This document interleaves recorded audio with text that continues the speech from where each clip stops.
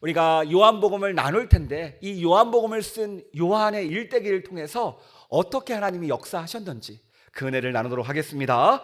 오늘은 잊혀졌으나 끝나지 않은 사람이라는 제목으로 함께 은혜 나누기를 원합니다. 이 말씀이 선포될 때 성령님의 감동감화 역사하심이 우리 모두에게 함께하기를 축복합니다. 여러분, 이렇게 말할 때가 많지요. 한때 잘 나갔습니다. 한때 인정받았습니다. 한때 사람들이 저를 많이 찾았습니다. 이것을 더 쉽게 줄이면 라떼는 말이야. 분명히 과거에 빛났는데 현재는 조용한 것 같아요. 그래서 그럴까요? 마음 한쪽에서 이런 소리가 들려옵니다. 왜 이렇게 조용히 사니? 너의 삶이 밀렸다. 알고 있지? 사실 이런 마음이 은퇴한 분들에게 공허함처럼 찾아올 때가 많습니다. 또 아직 기회를 잡지 못한 청년들에게는요, 막막함으로 찾아와요. 이럴 때 우리는 나도 모르게 하나님께 소리칩니다. 하나님, 아직 나를 쓸 때가 있으시죠? 한탄의 목소리로 하나님께 외치는 거예요. 어떤 이는 무대 뒤로 밀려난 것 같고, 어떤 이는 무대 위에 올라가 보지도 못한 것 같고, 어떤 이는 지금 서 있는 자리가 전혀 의미 없어 보이기까지 합니다. 그래서 그냥 자포자기하지요. 다 끝났어. 그냥 이렇게 사는 거지.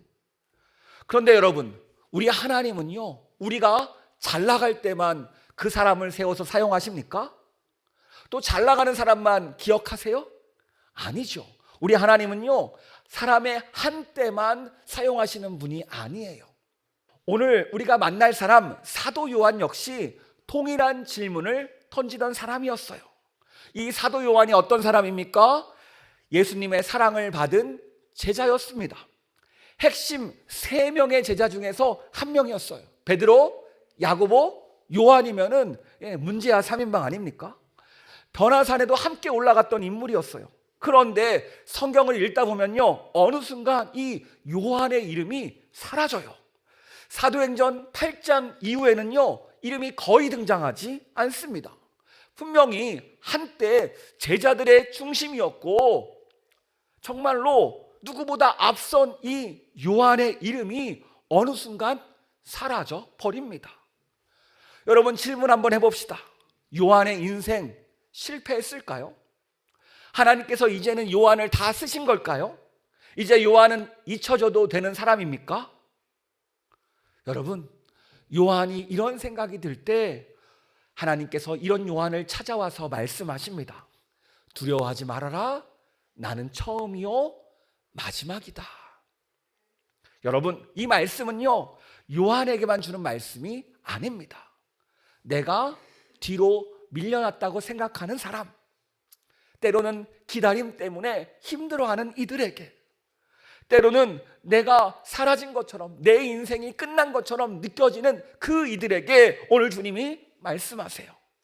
오늘 우리가 사도 요한의 삶을 살펴볼 건데요, 이 삶을 통해서 우리 인생의 그 걸음걸음, 그리고 인생의 답을 찾아가는 우리가 되기를 축복합니다.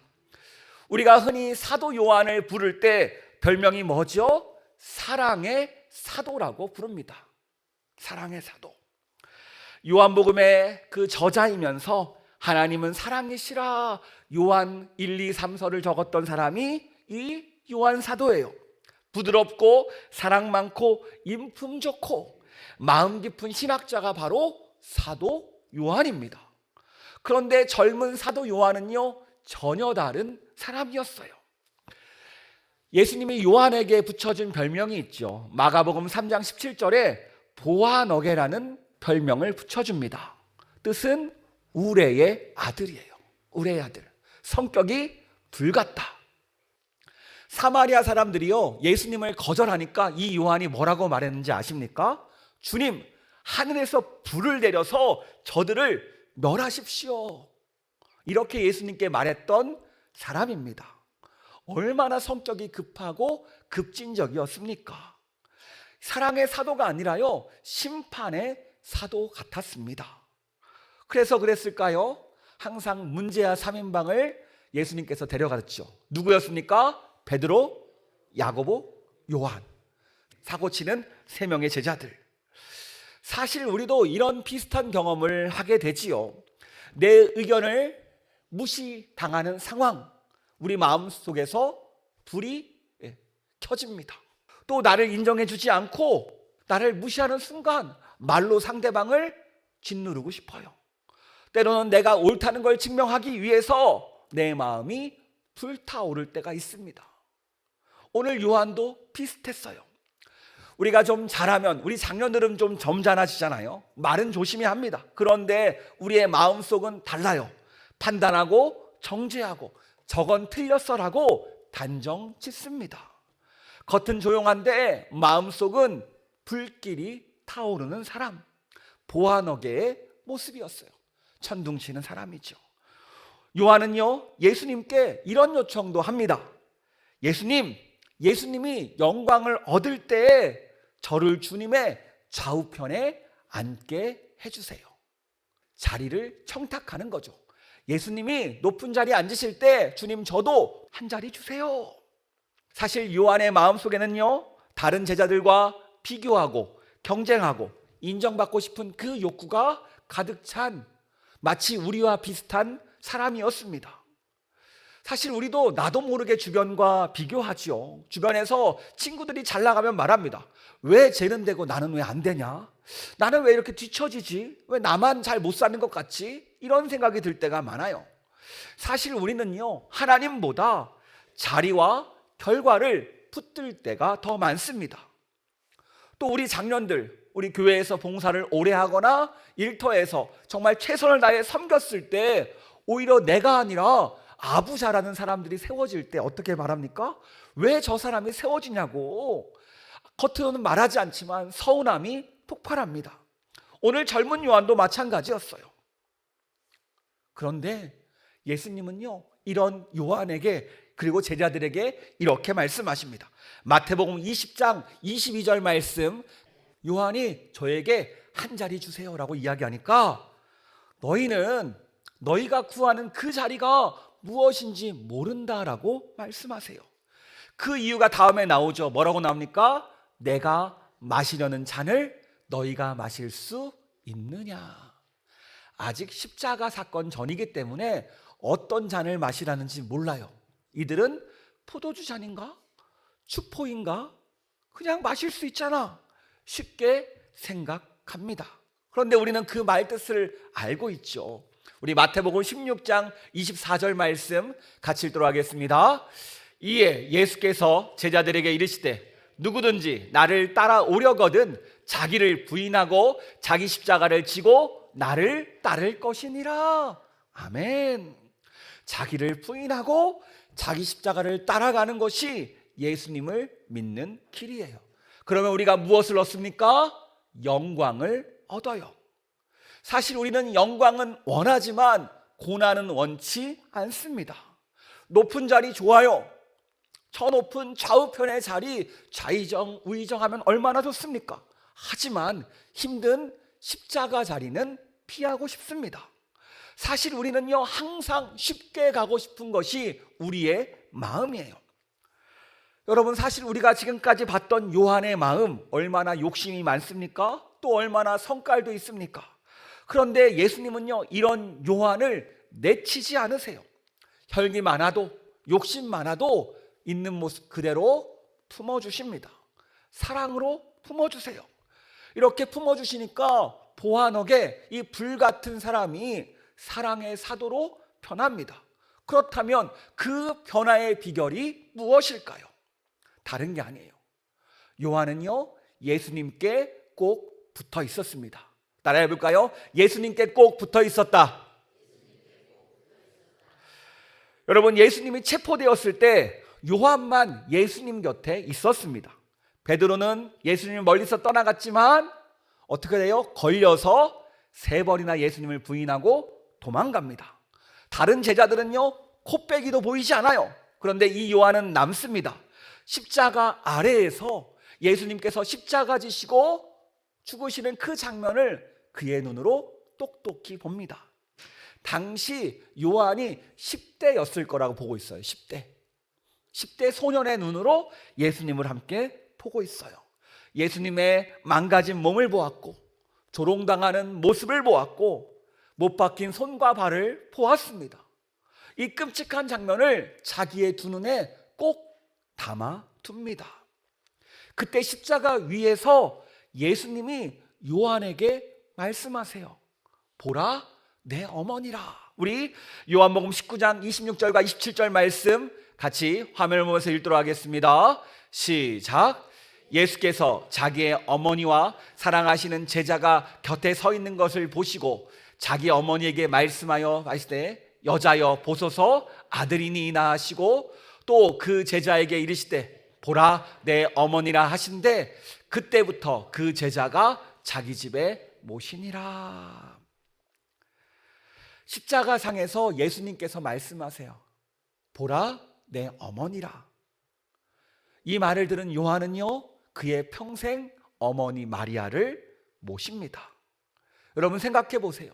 요한이 몇 살이라고 했죠? 10대예요. 10대. 에너지 넘칠 때입니다. 앞날이 창창하지만 꿈 같은 계획이 있지만 예수님은요 그럼에도 불구하고 요한에게 어머니를 맡깁니다. 요즘 청년들은요 책임을 두려워한대요. 그래서 회사에는 들어가고 직장에서 일하지만 팀장이나 책임지는 자리를 싫어한다고 합니다. 나는 아직 준비가 되지 않았어요. 내 인생도 바쁜데 이 일에 올인하기 싫어요 라고 이야기해요. 여러분 하지만 십자가를 경험한 사람은 나에게 맡겨진 책임을 피하지 않습니다. 나중에 우리가 기독교 리더십에 대해서 공부할 텐데요 철저히 우리는요 이 땅에서 하나님 나라의 기둥을 담당하는 사람입니다. 오늘 이날 요한도요 자기 인생보다 예수님의 뜻을 선택합니다. 여러분 우리 장년들도 이런 고민을 하죠. 왠지 나만 계속 책임지는 것 같아요. 나만 버티는 것 같아요. 십자가 앞에서 오늘 요한은 깨닫습니다. 그래, 내가 지는 책임 예수님께서 먼저 지셨구나. 십자가를 지셨구나. 그래서 내가 비록 힘들지만 어렵지만 나의 맡겨진 상황 가운데 불평불만을 하는 것이 아니라 도망치는 것이 아니라 이 말에 순종합니다. 맡겨진 일을 감당해요. 십자가 앞에서 예수님을 만난 요한은요 그날 이후 더 높은 자리를 달라고 요구하지 않습니다. 또 능력을 더 달라고 말하지도 않아요. 오히려 그는요 사랑을 말하기 시작합니다. 요한일서 4장 16절에 이렇게 말하죠. 우리 같이 읽도록 하겠습니다. 하나님이 우리를 사랑하시는 사랑을 우리가 알고 믿었노니 하나님은 사랑이시라. 사랑 안에 거하는 자는 하나님 안에 거하고 하나님도 그의 안에 거하시느니라. 사도 요한은 자신이 직접 경험한 그 사랑을 고백합니다. 여러분 하나님이 사랑이심을 누가 알 수 있을까요? 바로 예수님의 십자가 사랑을 경험한 사람만이 알 수 있습니다. 예수님께서 먼저 나를 위해서 죽으셨습니다. 예수님께서 먼저 나를 책임지셨어요. 예수님께서 먼저 나의 죄를 감당하셨어요. 하나님께서 이 아들 되신 예수 그리스도를 이 땅에 보내셔서 나 대신에 죽게 만드셨어요. 우리는 이때 우리를 사랑하시는 그 하나님의 사랑을 깨닫게 됩니다. 이 사랑을 깨달은 요한은요 인생이 변화되기 시작해요.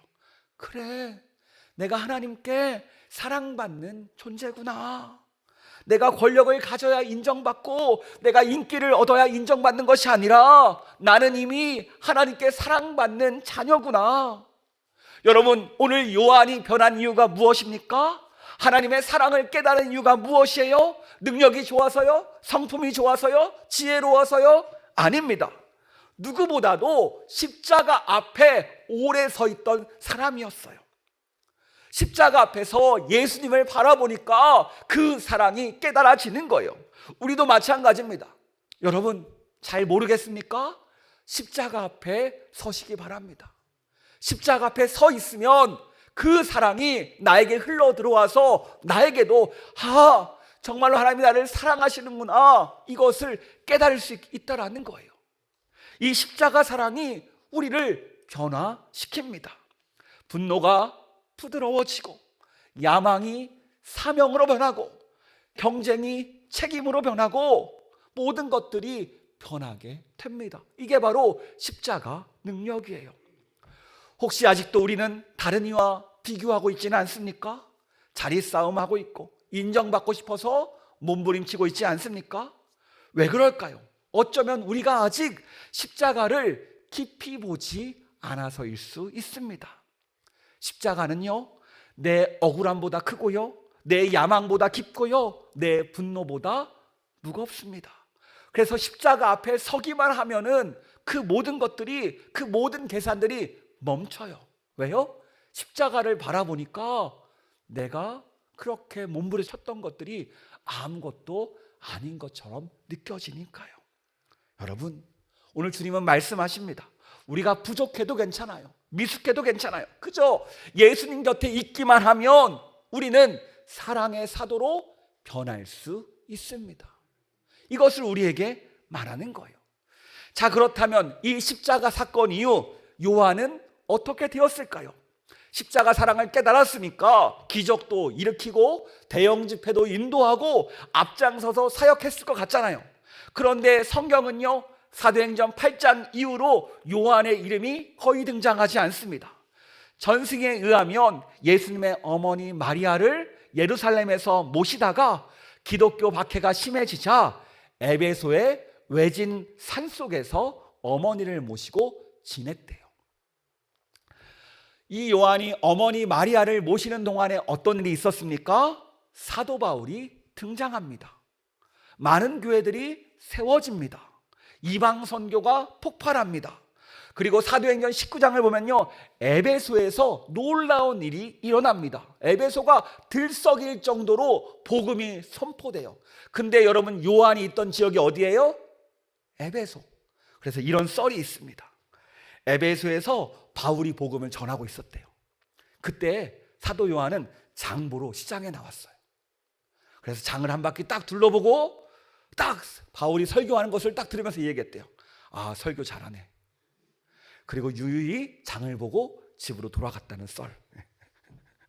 네, 마리아를 지키기 위해서 그 불같은 요한이 조심조심 살아갑니다.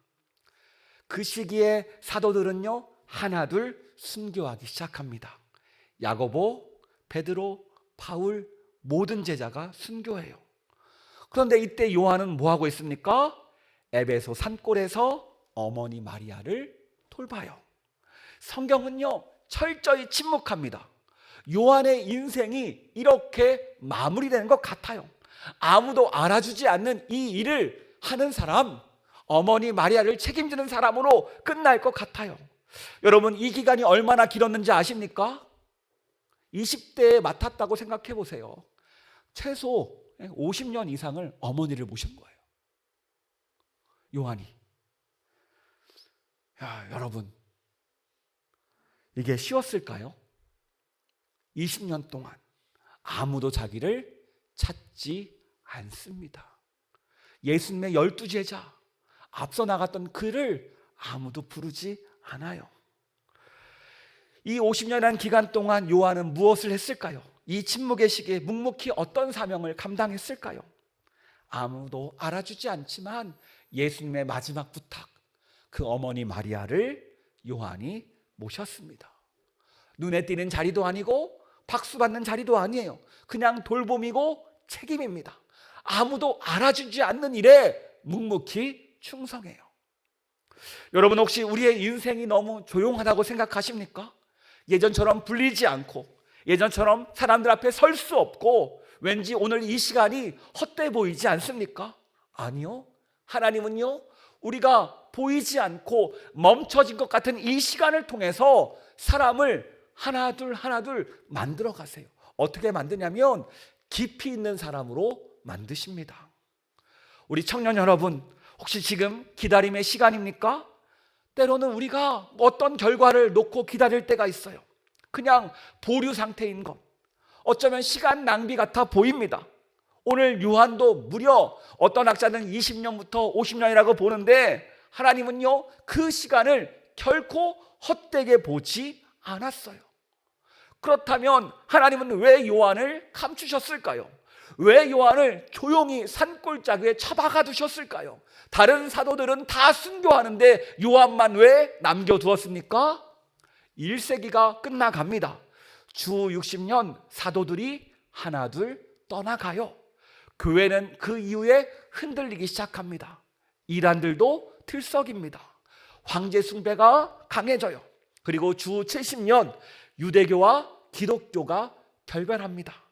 유대교 안에서는 혜택을 받았어요. 바로 종교의 자유, 필리테우마, 이 혜택을 받았는데 이제는 결별한 이후에 유대교에게도 탄압받고 로마에게도 탄압받는 그러한 기독교가 됩니다.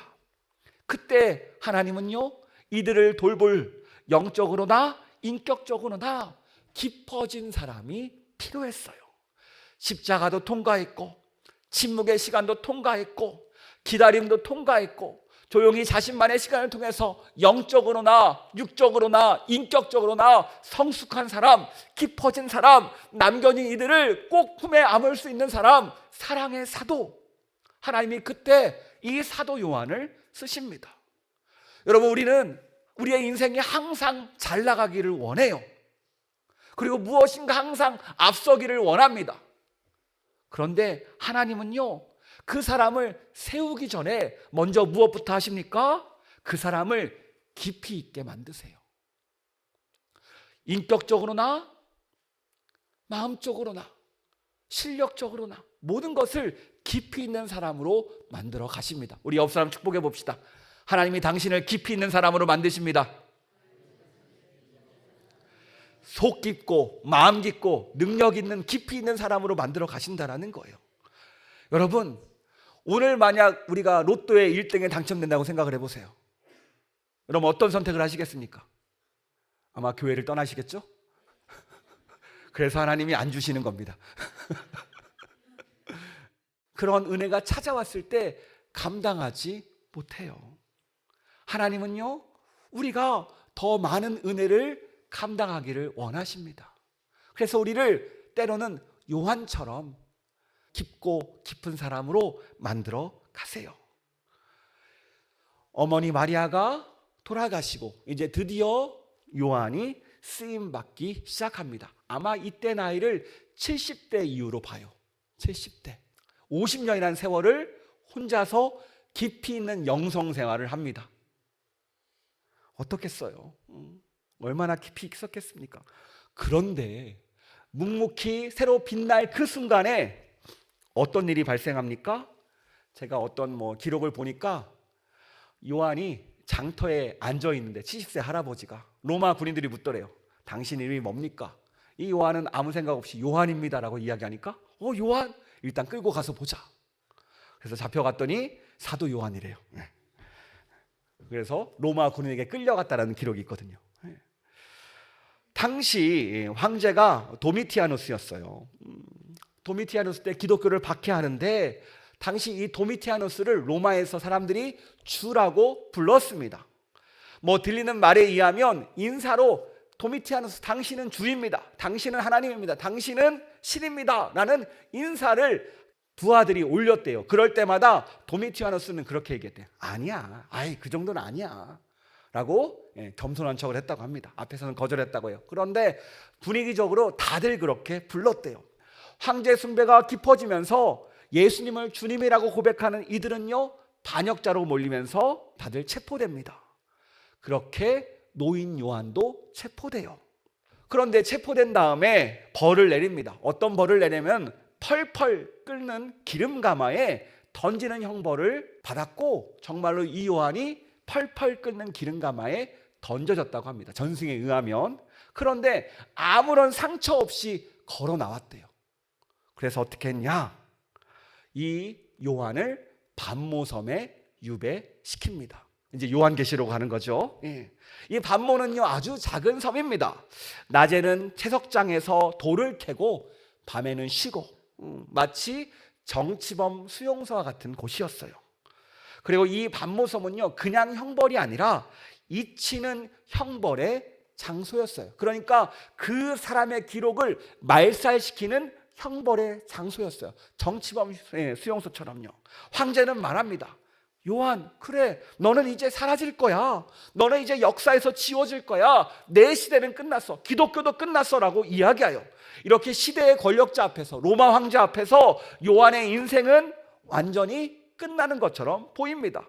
요한도 동일하게 생각해요. 요한계시록 1장 9절에 이렇게 나옵니다. 지금 상황을 설명하고 있어요. 내가 지금 잡혀서 반모섬에 있다. 이곳에서 잊혀질 거야. 그런데 그 순간 요한에게 누가 찾아옵니까? 우리 요한계시록 1장 17절 18절 우리 같이 화면을 보며 읽도록 하겠습니다. 그가 오른손을 내게 얻고 이르시되 두려워하지 말라. 나는 처음이요 마지막이니 곧 살아있는 자라. 예수님이 이 요한을 찾아오세요. 두려워하지 말라. 손을 얹고 말씀하세요. 나는 처음이요 마지막이다. 나는 전에 십자가에 죽었지만 부활한 예수다라고 말씀하세요. 이게 바로 반전입니다. 요한은 스스로 잊혀졌다고 생각했어요. 이제는 끝이라고 생각했습니다. 하지만 누가 그를 찾아왔습니까? 예수님이 찾아와서요. 세상은 말합니다. 이제 요한은 끝났어. 반모섬에 끌려갔으니까 도저히 방법이 없어. 황제도 말합니다. 내가 주야, 내가 하나님이야, 내 말이면 너희는 다 끝이야 라고 이야기해요. 그런데 예수님은 요한에게 말씀하세요. 아니야, 두려워하지 마. 내가 처음이자 마지막이야. 그때 요한은요 깨닫습니다.